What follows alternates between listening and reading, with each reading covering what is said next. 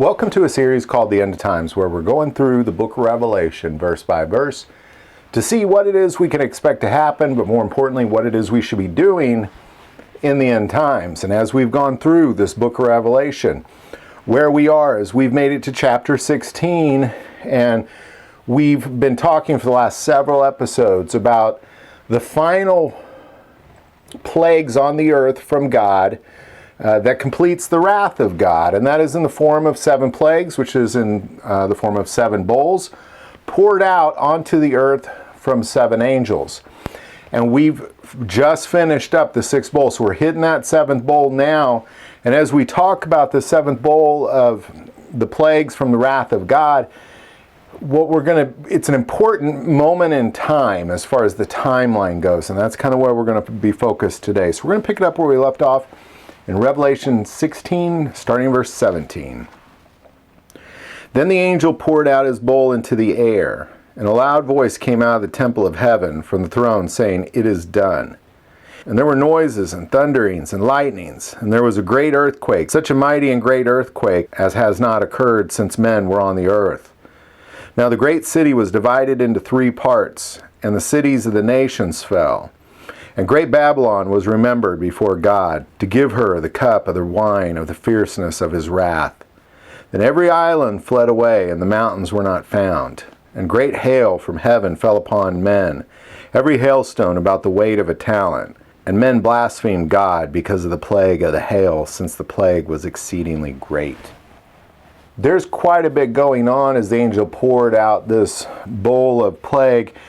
And so we're going to dedicate a couple episodes to it, but I'm going to point out a couple things in this episode in the first 2 verses, verses 17 and 18, that's very relevant before we get into exactly what's going on here. So I want to remind you, we'll just read verse 17 again real quick. Then the 7th angel poured out his bowl into the air, and a loud voice came out of the temple of heaven from the throne, saying, "It is done." Now, quick reminder that as we've gone through the 7 bowls of the wrath of God, the first bowl was poured out onto the earth. The second bowl was poured out onto the sea. The third bowl was poured out into the rivers and the springs. The 4th bowl was poured out onto the sun. The 5th bowl was poured out to the throne of the beast. The 6th bowl was poured out into the river Euphrates. And now the 7th bowl is being poured out into the air. So really, these plagues have covered all aspects of the earth and all aspects of humanity. Regardless of what the plagues did, just where the actual location these bowls were poured out really kind of covered everything. But something I want to point out where it says from the throne saying that he heard a loud voice came out of the temple of heaven from the throne saying, "It is done." Now, that phrase, "it is done," is from a Greek word, gegonon, which means it's caused to be. Now, if we compare that to like when Jesus died and he said, "It is complete" in John 19:30, that word is testalestai, which is "it is finished," or I fulfilled, or I paid a discharge, or I completed something. Whereas in this word, gegonon, means I caused it to be. So ultimately what's happening is as this final plague is being poured out, we're hearing a voice from the throne, from the temple of heaven, which would be God, saying, "I caused it to be." That is very significant because as we looked at the coming of the kingdom and we looked at all these events in Revelation, many of which have been caused by mankind or the evil hearts of men or Satan or his demons, it's very clear that as these travesties take place, at the very end of it, God is saying, "I caused this to be. I caused it. These things that you're experiencing, I caused it to be."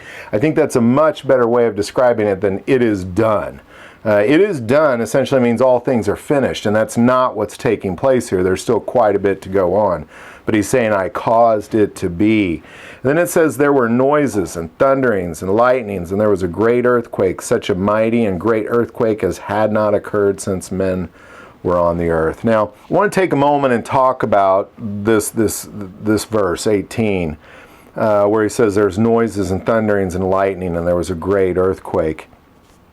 Now, this word noises is actually more of a rumbling. It's the word phone, which comes from the root word disclosing languages. So it's these noises are like rumbling. They're audible sounds of talking or yelling, or there's some rumbling coming, some audible rumbling coming that's not like rumbling of stones. It's rumbling of voices is really the description that is this word phone. And if we go back to Revelation 11:19, a long time ago, when we talked about the seven trumpets, and Jesus Christ returns at the seventh trumpet, and I explained several times, is there's points where the story will stop, and there'll be a pause, and we'll see the same events take place. Some points will be from heaven, some points will be from earth, but we've seen this event at the seventh seal, right at Christ's return, Revelation 11:19, at the seventh trumpet. Then the temple of God was opened in heaven, and the ark of his covenant was seen in his temple, and there were lightning, noises, thunderings, an earthquake, and great hail. So we're seeing the same event. We're witnessing the same event taking place. The first time we saw it was at the seventh trumpet, at the last trumpet, at Christ's return. And then if we go back to chapter 11 to remind you that then there was a pause in the story there. And an important reminder that we've said several times in these videos is that you can't read Revelation like a story. Because John is in the throne room of God, and like we saw at the trumpet, he's in the throne room of God witnessing these things. As we see this again at the seventh bowl of the wrath of God, he's now witnessing what's taking place on earth. So it's two different viewpoints from the eyes of John. And so he's hearing things and he's seeing things from two different views, but this is the exact same event. Because we go back to Revelation 11, I'm just going to read that whole part where the trumpet sounded. And Revelation 15 said, "Then the seventh angel sounded, and there were loud voices in heaven saying, the kingdoms of this world have become the kingdoms of our Lord and of his Christ, and he shall reign forever and ever. And the 24 elders who sat before God on their thrones fell on their faces and worshiped God, saying, we give you thanks, O Lord God Almighty, the one who is and who was and who is to come, because you have taken your great power and reigned. The nations were angry, and your wrath has come, and the time of the dead, that they should be judged, and that you should reward your servant, the prophets and the saints, and those who fear your name, small and great, and should destroy those who destroy the earth. Then the temple of God was opened in heaven, and the ark of his covenant was seen in his temple, and there were lightning, noises, thunderings, an earthquake, and great hail. And then there's a pause in the story, and we've been introduced to many, many characters. The woman, the dragon, the false prophet, the Antichrist, the witnesses. I mean, there's so many things that took place in that moment, and now we're seeing it again, but these two things are taking place at the same time. So what we've seen is the trumpet is being blasted as this bowl is being poured out into the air. Now, I want to make out a note. This isn't something I can certainly verify, but clearly the noises or the rumblings, the audible sounds that were like a language, were coming from the temple, and they were coming from the elders, they're coming from the angels. All these sounds that we heard from chapter 11 now we're just being described as rumbles. What I'm trying to point out is this earthquake was not caused by the plague. The plague, it says in 21, a great hail from heaven fell upon men, every hailstone about the weight of a talent, men blaspheming God because of the plague of the hail, since that plague was exceedingly great. The earthquake itself is something totally different, because what we saw, there's several things that's going to cause these lightnings, these thunderings, these earthquakes. First, we saw, at one point, Revelation, where a fireball was thrown down, and that began to cause some of these sounds.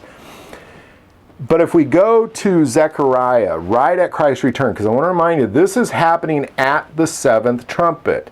The trumpet is being blasted, declaring the coming of Jesus Christ. That's all that's that's the final piece. At the same time, it's being poured out onto the air, causing this hailstorm. But if we go to Zechariah, Zechariah has a very interesting look, probably one of the more detailed look of what it looks like when Jesus Christ's feet stand on this earth, when he comes from a cloud of heaven and stands on the Mount of Olives. And we're just going to go to Zechariah 14 to kind of talk about this earthquake real quick, how it splits the city into three. We'll pick it up in 14, starting in verse 3. Then the Lord will go forth and fight against those nations as he fights in the day of battle. And in that day his feet will stand on the Mount of Olives, which faces Jerusalem on the east. And the Mount of Olives shall be split in two from east to west, making a very large valley. Half of the mountains shall move towards the north, and half of it towards the south. So really what you have a lot going on at the moment of Christ's return. There is a lot taking place here. Ultimately you have this trumpet being blasted, declaring the coming of Jesus Christ. You have Jesus Christ coming down, ascending from a cloud of glory. You have the final bowl of the wrath of God being poured out in the plagues of a hailstorm, all taking place. And as his feet stand on the Mount of Olives, it causes mountains to fall away. And we're just going to kind of read all those together. Just keep all those things in your mind as we read this. Then the seventh angel poured out his bowl into the air, and a loud voice came out of the temple of heaven from the throne, saying, "It is done." And these are those noises, those rumblings. There were noises and thunderings and lightnings, and there was a great earthquake, such a mighty and great earthquake as had not occurred since men were on the earth. Now the great city, that's Jerusalem, was divided into three parts, and the cities of the nations fell. And great Babylon was remembered before God to give her the cup of the wine of the fierceness of his wrath. Then every island fled away, and the mountains were not found. And great hail from heaven fell upon men, every hailstone about the weight of a talent. And men blasphemed God because the plague of the hail, since the plague was exceedingly great. And then what we're going to see next is there's going to be another pause in the story. We're going to have 2.5 chapters dedicated to really understanding Babylon. I mean, there's a lot written about Babylon. We're going to have a great understanding of Babylon as we get into it. But at this moment is Christ's return. This is the moment. You're hearing the seventh trumpet blast while this bowl of the wrath of God in the form of a plague of hail is being poured out onto the air of the earth. Meanwhile, as Jesus Christ's feet hit the earth, it causes this great earthquake, which causes Jerusalem to split into two, the Mount of Olive into two, and then all the mountains and islands of the earth fade away. This is a really brutal earthquake. This is a brutal moment in time, as has not ever been seen on the earth. And it's real important we just kind of start to tie some pieces together here, that we're not, these things happen simultaneously. You can't just read them as two different events. It's the same event. So, love to hear your thoughts on all that. I hope this didn't make it more confusing, but again, ultimately what you have going on here is from the temple of heaven. There you can hear them saying it is done, or ultimately, I have caused it to be, is what really the word means. Then you hear noises and thunderings and lightnings, and there's great earthquake causing Jerusalem to split into three, and then hail comes down. Really kind of brutal moments. So love to hear your thoughts and comments on any of this. Questions, put them below. If you like this video, click like and subscribe. If you feel called to support this channel with Patreon, that link is also below. But the most important part of this channel is we take prayer requests, so never hesitate to send that in. Thank you for watching this episode of God, Family, and Guns. And as always, love God, love your family, and love guns.